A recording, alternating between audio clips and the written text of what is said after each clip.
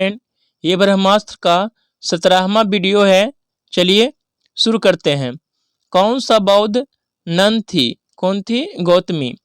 प्रजापति गौतमी प्रथम बौद्ध नन थी। बुद्ध के जन्म के 7वें दिन उनकी माता की मृत्यु हो गई, इसीलिए महात्मा बुद्ध का लालन पालन उनकी मौसी ने की थी। बुद्ध के माता का नाम महामाया था, तो वही उनकी मौसी का नाम प्रजापति गौतमी थी। प्रजापति गौतमी बौद्ध संघ में प्रवेश पाने वाली पहली महिला थी। गौतम बुद्ध अपने निकटतम शिष्य आनंद के कहने पर महिलाओं को भी बौद्ध संघ में प्रवेश की अनुमति दिया था। मिलान करना है कौन किसके लेखक हैं, चलिए देख लेते हैं। बुद्ध चरित के लेखक कौन है? अश्वघोष। सूत्रालंकार के लेखक कौन है? सूत्रालंकार के लेखक अशंग। मिलिंद पन्हों के लेखक नागसेन। माध्यमिका कारिका के लेखक नागा अर्जुन। अश्वघोष ने बुद्धचरित नामक पुस्तक की रचना किया था। इसे बौद्ध धर्म का रामायण कहा जाता है। असंग ने सूत्रालंकार जैसी पुस्तक की रचना किया था। इसने विज्ञानवाद को लोकप्रिय बनाया था। विज्ञानवाद को ही हम योगाचार के नाम से भी जानते हैं। नागसेन ने मिलिंद पन्हों की रचना पाली भाषा में किया था। इस पुस्तक में हिंद यवन शासक मिलिंद एवं नागसेन के बीच वाद संवाद का वर्णन है। नागार्जुन के माध्यमिका कारिका जैसे पुस्तक की रचना किया था। इसे भारत का आइंस्टीन कहा जाता नागार्जुन को। बुद्ध द्वारा सिखाए गए 4 सत्यों में से इनमें से कौन सा एक नहीं है? यह सिर्फ 3 फोल्ड पाथ का अनुसरण करने से हो सकता है। बुद्ध द्वारा सिखाए गए 4 सत्यों में शामिल है, यह संसार दुख से भरा है, इच्छाएं ही सारे दुखों का कारण है, यदि इच्छाओं पर विजय पा लें तो दुख दूर हो सकता है। इस प्रकार महात्मा बुद्ध के उद्देश्य में 4 आर्य सत्य प्रमुख थे: दुख समुदाय, दुख निरोध एवं दुख निरोधोगामी प्रतिपदा। कौन सा जोड़ा सत्य है?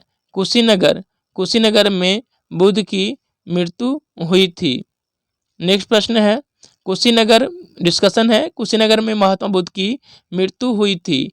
सारनाथ में महात्मा बुद्ध ने अपने जीवन का पहला उपदेश पाली भाषा में दिया था, जिसे हम धर्मचक्र प्रवर्तन के नाम से जानते हैं। कपिलवस्तु के निकट लुम्बिनी में महात्मा बुद्ध का जन्म 563 ईसा पूर्व में हुआ था। लुम्बिनी वर्तमान समय में नेपाल की तराई में स्थित है।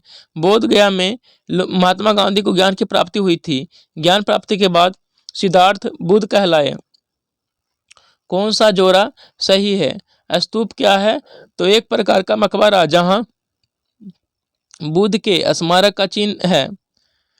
स्तूप एक प्रकार का मकबरा है जहां बुद्ध का स्मारक चिन्ह बनाए गए थे। बौद्ध संघ में प्रवेश के लिए न्यूनतम आयु 15 वर्ष निर्धारित किया गया था। बौद्ध धर्म में पूजा गृह को चैत्य कहा जाता है। सांची स्थित बौद्ध स्तूप भारत में बौद्ध धर्म का सबसे बड़ा स्तूप है। स्तूप महात्मा बुद्ध की मृत्यु का प्रतीक है। भारत में प्रथम बार महायान बौद्ध ने आदर्श पूजा का अभ्यास आरंभ किया। इन्होंने इसका भी अभ्यास किया पहली शताब्दी में। भारत में प्रथम बार महायान बौद्ध ने आदर्श पूजा का अभ्यास प्रारंभ किया। इन्होंने प्रथम शताब्दी में यह अभ्यास प्रारंभ किया था। चतुर्थ बौद्ध सभा के समय बौद्ध धर्म 2 भागों में बट गया था, महायान एवं हीनयान। महायान वाले महात्मा बुद्ध की मूर्ति बनाकर पूजा करने में विश्वास रखते थे। हीनयान वाले महात्मा बुद्ध के मूल उपदेशों पर विश्वास करते थे। बौद्ध धर्म के 4 आर्य सत्यों में से कौन सा एक पाति चा सा मु पु डा या आश्रित अधिरचना है? दूसरा, बौद्ध धर्म के 4 आर्य सत्यों में से एक पतिचा सा पु पा डा या आश्रित अधिरचना है। बौद्ध धर्म में प्रतित्य समुत्ततापाद का उल्लेख मिलता है। यह बुद्ध के उपदेशों का सार एवं उनकी संपूर्ण शिक्षाओं का आधार स्तंभ है। प्रतिसंपुतावाद का अर्थ है संसार की सभी वस्तुएं कार्य और करण पर निर्भर करती है। मिलान करना है। सुधोधन कौन थे? तो बुद्ध के पिता। सिद्धार्थ बुद्ध का वास्तविक नाम। अलार कलाम ये वह संत जिन्होंने बुद्ध को ध्यान सिखाया। राहुल, बुद्ध के पुत्र का नाम राहुल था। चलिए नेक्स्ट प्रश्न है, प्रस्रव तरंगों का उपयोग गहरे जल में डूबी वस्तुओं को खोज तथा उनकी गहराई ज्ञात करने में, यकृत, लीवर, अग्नाशय, वृक्क, हृदय जैसे मानव अंगों को रोगों व असमानताओं के निदान हेतु किया जाता है। तेल व खनिज निक्षेपों को भूमिगत चित्रांकन हेतु किया जाता है। प्रस्रव तरंगों का उपयोग गहरे जलों में डूबी वस्तुओं की खोज में, उनकी गहराई ज्ञात करने हेतु, यकृत, लीवर, अग्नाशय, वृक्क, हृदय जैसे मानव अंगों के रोगों व असमानताओं के निदान हेतु किया जाता है। तेल व खनिज निक्षेपों के भूमिगत चित्रांकन हेतु किया जाता है। ध्वनि तरंगों की आवृत्ति कैसी होती है?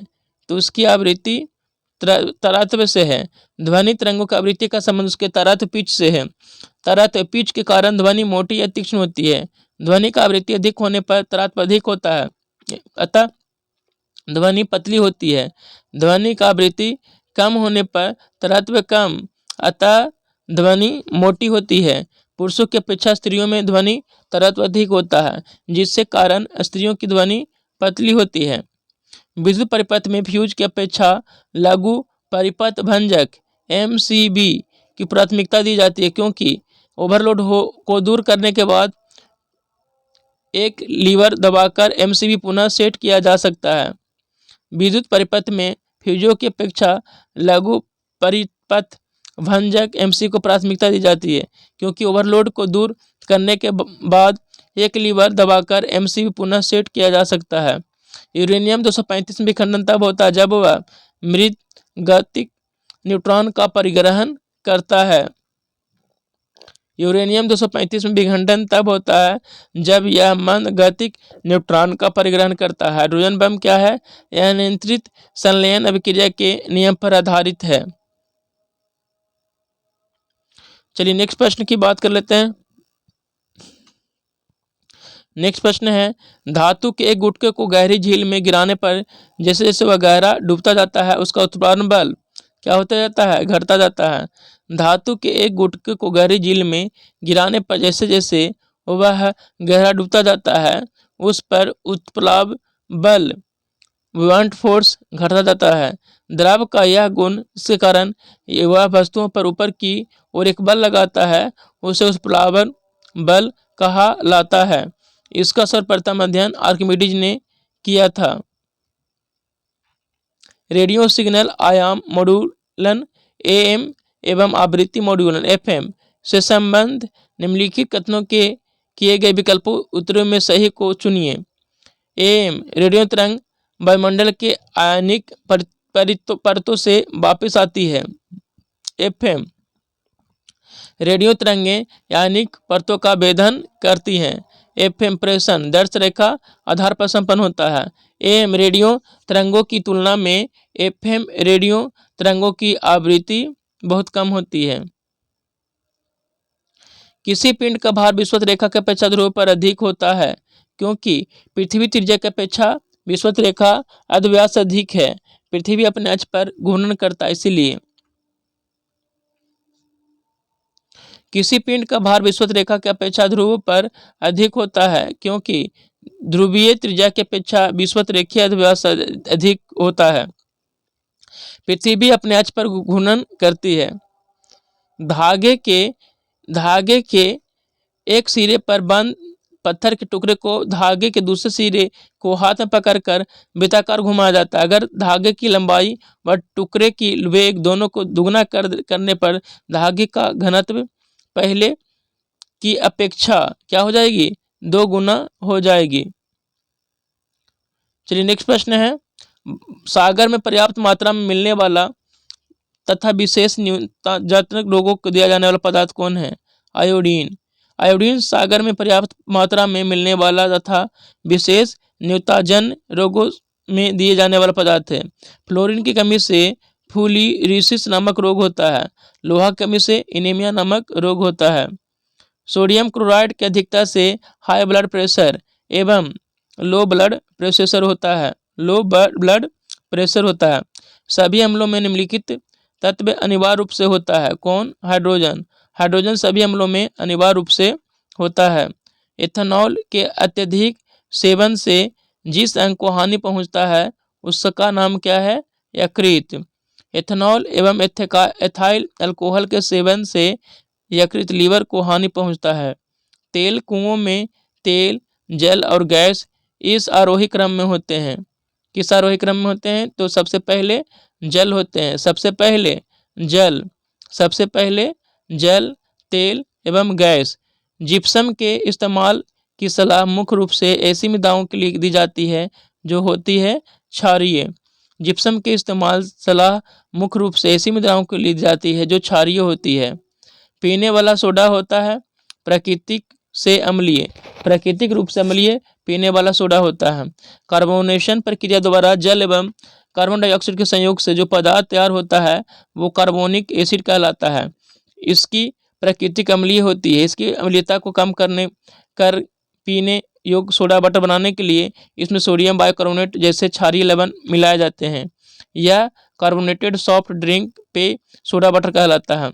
दो या दो से अधिक धातुओं का मिश्रण कहलाता है मिश्र धातु कहलाता है। दो या दो से अधिक धातुओं का मिश्रण।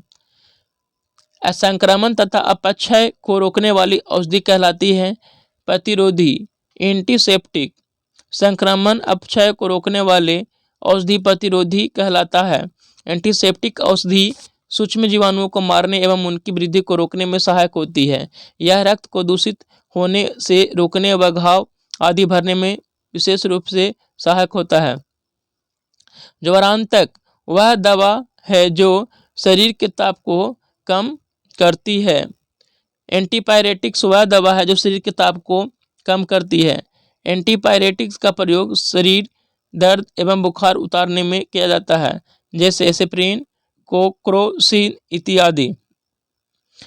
मिश्रण से यौगिक को उनके विशिष्ट रूप से अलग करने का प्रक्रम कहलाता है शोधन।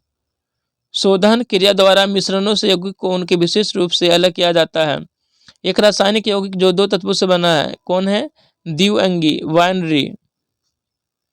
एक रासायनिक यौगिक जो दो तत्वों से बना है द्विअंगी कहलाता है। यौगिक वह शुद्ध पदार्थ है जो दो या दो से अधिक तत्वों के भार के विचार से एक निश्चित अनुपात में रासायनिक संयोग के फलस्वरूप बनता है जैसे H2O, NaCl। वैसे पदार्थ जो अम्ल तथा क्षार दोनों जैसे आचरण करता है उभयधर्मी पदार्थ कहलाते हैं। एम्फोटेरिक सब्सटेंस कहलाता है H2O, L2O3, ZnO। जीवित तंत्रों के अध्ययन के संबंध में किस रसायन की शाखा का नाम है? जैविक रसायन। क्या नाम है? जैविक रसायन। नुस्टर NUSTR अंतरिक्ष आधारित एक्स-रे टेलीस्कोप की मदद से कृष्ण विवर ब्लैक होल का घनत्व सर्वेक्षण किया जाता है। ब्लैक होल तारा का घनत्व संकेंद्रित ऊर्जा की स्थिति है। इस स्थिति में घनत्व अत्यधिक होने के कारण कोई वस्तु उस होकर निकल नहीं सकता। जो वस्तु उसमें जाएगा वह बाहर नहीं हो सकता। प्रकाश भी गमन नहीं कर पाता। ब्लैक होल सीमा को चंद्रशेखर ने प्रमाणित किया था। भारतीय मूल के चंद्रशेखर को चंद्रशेखर रे के कारण 1983 में नोबेल पुरस्कार दिया गया। धूमकेतु धूल और जलपात से मिलकर बना होता है। हेली नमक धूमकेतु 76 वर्षों में दिखाई देती है। मंगल और बृहस्पति के बीच में छोटे तारे एस्टेरॉयड होते हैं। 2015 में ग्रह पर जमे हुए पानी के भूमिगत ग्लेशियरों को खोज की गई थी। कहाँ? मंगल पर खोज की गई थी। कहाँ खोज की गई थी? मंगल पर। मंगल ग्रह पर वर्ष 2015 में जमे हुए पानी की भूमिगत ग्लेशियरों की खोज की गई। मार्स ग्रह पर मीथेन गैस पाया जाता है। मार्स गैस पर जीवन को संभावना प्रबल हो रही है। मार्स गैस पर भारत ने भी मंगलयान भेजा है। आदित्ययान 2018 से 19 ईस्वी में सूर्य पर भेजने की योजना इसरो की है। प्लेनेट 9 क्या है? बाहरी और प्रणाली में अस्तित्व का एक बड़ा बर्फीला ग्रह। मकर संक्रांति क्या है? फसल काटने का एक त्योहार। मकर संक्रांति फसल काटने का त्योहार है। संक्रांति सूर्य का दक्षिणायन उत्तरायण होने की सीमा को कहते हैं। मकर संक्रांति 22 दिसंबर को सूर्य रेखा पर लंबवत होता है, इसे कहते हैं। मकर संक्रांति दक्षिणी गोलार्ध में सबसे बड़ा दिन। कर्क संक्रांति 21 जून को सूर्य कर्क रेखा पर लंबवत होता है। कर्क संक्रांति में उत्तरी गोलार्ध पर सबसे बड़ा दिन होता है। एंड्रोमेडा क्या है? मिल्की वे की पड़ोसी आकाशगंगा। चलिए नेक्स्ट प्रश्न है, एंड्रोमेडा मिल्की वे की पड़ोसी आकाशगंगा है। आकाशगंगा करोड़ों टिमटिमाने तारे से मिलकर बनती है, जो उत्तर से दक्षिण में सफेद तारों की चौड़ी पट्टी है जो नदी की तरह लगती है। सूर्य से दुग मेखला मंदाकिनी की केंद्र 3 × 10⁴ प्रकाश वर्ष दूर है। सबसे पास मंदाकिनी देवयानी है। हमारा सौर मंडल दुग मेखला या आकाशगंगा नामक मंदाकिनी का सदस्य है। लीगो लेजर इंटरफेरोमीटर आज रेटी हाल में खबर में क्यों थी? गुरुत्वाकर्षण लहरों की खोज के कारण। लीगो लेजर इंटरफेरोमीटर ऑब्जर्वेटरी हाल में चर्चित खबरों में रहा। गुरुत्वाकर्षण लहरों की खोज के कारण लेजर त्रियामी बीम तैयार करता है। लेजर मानव जीवन के बहुयामी और बहुस्तरीय उपयोग में आने वाला उपकरण है। लेजर का धार एक वर्ट संकेंद्रित ऊर्जा है। लेजर का आविष्कार थियोडर मेमन ने किया था। बृहस्पति का चंद्रमा कौन सा नहीं है की बात किया जा रहा है, तो कौन नहीं है? गैनीमेड नहीं है, जबकि आईओ यूरोपा गैनीमेड है। जबकि बृहस्पति का चंद्रमा कौन नहीं है? टाइटन नहीं है। बृहस्पति का चंद्रमा टाइटन नहीं है, टाइटन शनि का उपग्रह है। गैनीमेड बृहस्पति का सबसे बड़ा उपग्रह है। बृहस्पति सबसे बड़ा उपग्रह है। सबसे अधिक चमकीला ग्रह शुक्र है। पृथ्वी एकमात्र ग्रह है जिस पर जहां जीवन का संचार है। भूकेंद्रीय और सूर्य केंद्रीय शब्दों किसके संदर्भित करता है? पृथ्वी और सूर्य के चारों ओर नक्षत्रीय वस्तुओं की गति को प्रतिबंधित करने वाले नियम को। भूकेंद्रीय और सूर्य केंद्रित शब्द पृथ्वी और सूर्य के चारों ओर नक्षत्रों वस्तु की गति को प्रतिबंधित करने वाले नियम को। यह भूकेंद्रीय एवं सूर्य केंद्रीय नियम प्राचीन काल से आधुनिक काल तक चलता रहा। अब यह सिद्धांत समाप्त हो गया। सूर्य की आकाशगंगा के गैलेक्सी का एक सीमा पर अवस्थित एवं परिक्रमण करता है। सितंबर 2015 में नासा के वैज्ञानिकों को पृथ्वी के बाहर किस ग्रह पर बहते पानी का सबूत मिले? मंगल ग्रह पर। चलिए नेक्स्ट प्रश्न है, अनुच्छेद 23 बलात्कार, श्रम एवं मानव अंगों के व्यापार पर प्रतिबंधित है। अनुच्छेद 24 से 14। अनुच्छेद 24 में 14 वर्ष तक बालिकाओं को काम पर प्रतिबंध। अनुच्छेद 25 से 28 धार्मिक स्वतंत्रता का अधिकार विदेशी एवं भारतीयों दोनों को प्राप्त है। अनुच्छेद 14 विधि के समक्ष समानता। अनुच्छेद 20 अपराधों के लिए दोष सिद्धि का अधिकार। अनुच्छेद 21 प्राण एवं दैहिक स्वतंत्रता। अनुच्छेद 21 के का शिक्षा का अधिकार। अनुच्छेद 23 बलात्कार, श्रम एवं अवैध मानव व्यापार पर प्रतिबंध भारतीय एवं विदेश दोनों को प्राप्त है। वह कौन सा अपराध है जिसे घटित करने वाला का प्रयास दंडनीय है, जिसे पूर्ण होने पर अपराध को दंडित नहीं किया जा सकता? कौन है? आत्महत्या। अनुच्छेद 21 के आधार पर आत्महत्या करने का प्रयास करना दंडित है, क्योंकि इस अधिकार के तहत प्राण एवं दैहिक स्वतंत्रता का अधिकार दिया गया है। लेकिन वर्तमान समय में आत्महत्या को मानव विकृति माना जाने लगा है। भारतीय संविधान किस अनुच्छेद में प्रेस की स्वतंत्रता दी गई है? अनुच्छेद 19 के 1 में। अनुच्छेद 19 के द्वारा भारत के नागरिक को 6 मौलिक अधिकार प्राप्त है, जिसमें एक वाक स्वतंत्रता के तहत दिया गया है। अनुच्छेद 14 विधि के समक्ष समानता। अनुच्छेद 25 सभी नागरिकों को पसंद के धर्म को मानने का एवं प्रचार प्रसार करने का अधिकार है। अनुच्छेद 21 के ए में अनुच्छेद 6 से 14 तक के उम्र के सभी बच्चों को निःशुल्क एवं गुणवत्तापूर्ण शिक्षा प्रदान करने का अधिकार दिया गया है। अनुच्छेद 21 के क में संविधान के किस अनुच्छेद द्वारा सिखों तथा कृपान धारण करने धार्मिक स्वतंत्रता का अंग माना गया है? अनुच्छेद 25 को। अनुच्छेद 25 में व्यक्ति किसी भी धर्म को मानने एवं पूजा पद्धति को पालन करने का स्वतंत्रता, धर्म के आधार पर जीवन या दान करने का अधिकार। अनुच्छेद 24 14 वर्ष तक के बालक को काम नहीं लगाने का अधिकार। अनुच्छेद 26 धार्मिक संस्था स्थापित करने की स्वतंत्रता। अनुच्छेद 27 धार्मिक दान देने पर कर की छूट प्राप्त करने का अधिकार। अनुच्छेद 25 जहां व्यक्तिगत अधिकारों की गारंटी देता है। अनुच्छेद 26 धार्मिक संप्रदाय एवं उसके अनुभागों के अधिकार को प्रदान करता है। कौन सा मूल अधिकार भारतीय संविधान में नागरिकों को नहीं दिया गया है? सूचना का अधिकार नहीं दिया गया है। चलिए नेक्स्ट प्रश्न है, सूचना का अधिकार संसद द्वारा बनाया गया एक अधिनियम है जो 2005 में पारित हुआ।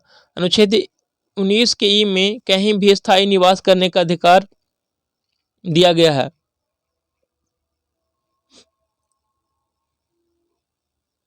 अनुच्छेद 15 जाति, धर्म, भाषा एवं लिंग के आधार पर कोई भेदभाव नहीं करने का अधिकार दिया गया है। अनुच्छेद 23 बालाश्रम प्रतिबंध। अनुच्छेद 24 में 14 वर्ष से कम उम्र के बालकों को कार्य पर नहीं लगाने का अधिकार दिया गया है। अनुच्छेद 23 और 24 को शोषण के विरुद्ध अधिकार कहा जाता है। मूलभूत अधिकार का प्रमुख उद्देश्य है व्यक्तिगत स्वतंत्रता को सुनिश्चित करना। मौलिक अधिकार को भारतीय संविधान का मैग्ना कार्टा कहा जाता है। इसे भारतीय जनता को व्यक्तिगत स्वतंत्रता के अलावा राजनीतिक एवं आर्थिक स्वतंत्रता प्राप्ति होती है। स्वतंत्र न्यायपालिका के माध्यम से ही मौलिक अधिकार की स्वतंत्रता को सुनिश्चित किया जा सकता है। मौलिक अधिकारों के बारे में कौन सा कथन गलत है? कौन सा कथन गलत है देखना है।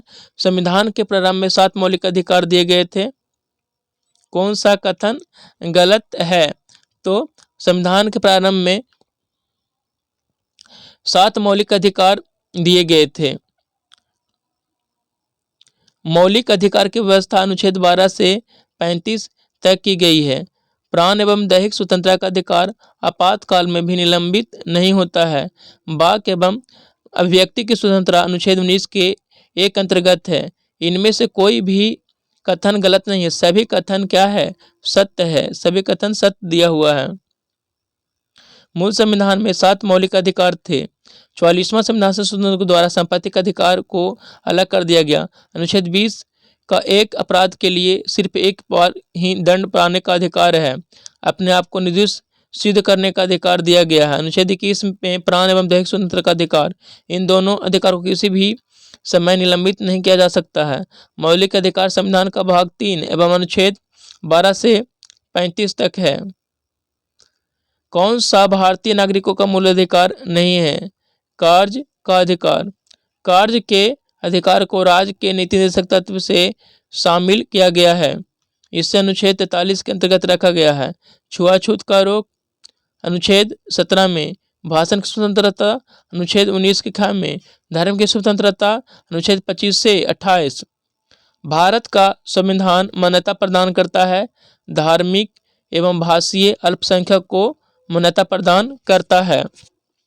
चलिए नेक्स्ट प्रश्न देख लेते हैं। नेक्स्ट प्रश्न है, पेशी ऊतक प्रचलन तथा विभिन्न प्रकार की गतियों के लिए पेशी ऊतकों की आवश्यकता होती है। तंत्रिका ऊतक शरीर के समस्त अंगों व कार्यों को सामंजस्य स्थापित करना तंत्रिका ऊतक का विशेषता है। मानव मलेरिया परजीवी के जीवन चक्र के इनाफिलिस को सर्वप्रथम खोजा था। किसने खोजा था? रोनाल्ड राउस ने। मानव मलेरिया परजीवी के जीवन चक्र के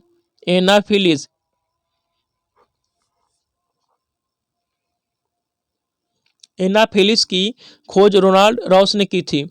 अलेक्जेंडर फ्लेमिंग ने पेनिसिलिन नामक एंटीबायोटिक की खोज की। ट्रिपेनोसोमियासिस रोग की वाहक है सीसी मक्खी। ट्रिपोनोसोमियासिस रोग का वाहक सीसी मक्खी है। इस रोग में व्यक्ति को नींद के साथ बुखार आता है। सैंड मक्खी कालाजार के परजीवी लिस्मानिया डोनावानी का वाहक होता है। इस रोग में तेज बुखार आता है तथा शरीर काला पड़ जाता है। काला जार के लिए उत्तरदायी प्रोटोजोआ कौन है? लिस्मानिया। कालाजार के लिए उत्तरदायी प्रोटोजोआ लिस्मानिया डोनावानी है। मलेरिया के लिए महत्वपूर्ण दवा क्विनैन निष्कासित होता है किससे? सिनकोना की छाल से। सिनकोना की छाल से। मनुष्य में प्लाज्मोडियम हमला करता है किस पर? यकृत कोशिकाओं पर हमला करता है। चलिए नेक्स्ट प्रश्न है, मनुष्य में प्लाज्मोडियम का हमला पहले यकृत कोशिकाओं पर, उसके बाद रेड ब्लड सेल पर होता है। कौन सा वाहक तथा रोग का जोड़ा सही है? कौन सही है? क्यूलेक्स मच्छर, फाइलेरियोसिस। ग्रीन मक्खी से कौन सा रोग होता है? हैजा। सैंड फ्लाई से कालाजार रोग होता है। हाइड्रा क्या है? मांस भक्षी है। हाइड्रा मांस भक्षी जीव है। वैसे जीव जो मांस खाते हैं कार्निवोरस कहलाते हैं, बाघ। वैसे जीव जो सड़े गले चीजों को उगते हैं अमितजोवी कहलाते हैं, कवक। वैसे जीव जो घास खाते हैं हर्बीवोरस कहलाते हैं, जैसे गाय। वैसे जीव जो कीट खाते हैं इंसेक्टिवोरस कहलाते हैं। दुग्ध अपने पोषण गुण में अद्वितीय है, फिर भी यह एक तुच्छ स्रोत है किसका? लोहे का। दुग्ध अपने पोषण गुण में अद्वितीय है, फिर भी यह एक तुच्छ स्रोत है लोहे का। एलिफेंटियासिस फैलाता है, कौन सा रोग फैलाता है? क्यूलेक्स मच्छर फैलाता है। फिलीपाव फैलाता है, कौन? एलिफेंटियासिस फिलीपाव, मादा क्यूलेक्स मच्छर द्वारा। यह रोग वाउचेरिया वॉनक्रोफेरेटी नामक हेलिमेंथ से होता है। कौन सा जंतु श्वसन तो करता है परंतु श्वसन अंग नहीं होते? किसमें? केंचुआ में। इस तरह से यह वीडियो समाप्त होता है। धन्यवाद।